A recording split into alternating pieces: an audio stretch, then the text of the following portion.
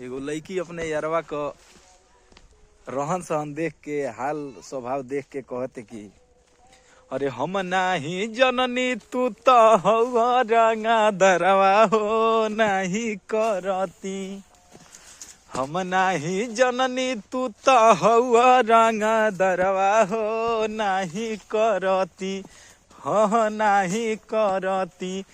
हम तोहरा से प्यारवा हो नहीं करती। हम तोहरा से प्यारवा हो नहीं करती। हम नाही जननी तू तो हौवा रंगा दरवा हो नहीं करती। हम नाही जननी तू तो हौवा रंगा दरवा हो नहीं करती। हम तोहरा से प्यारवा हो नहीं करती।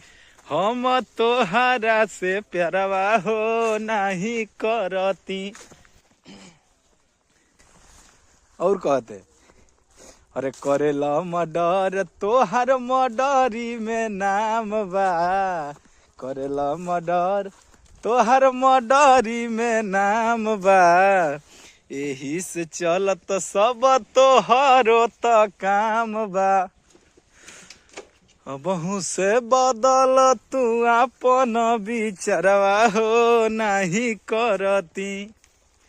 अबहू से बदल तू अपन विचारवा हो नहीं करती। हम तोहरा से प्यारवा हो नहीं करती। हम तोहरा से प्यारवा हो नहीं करती।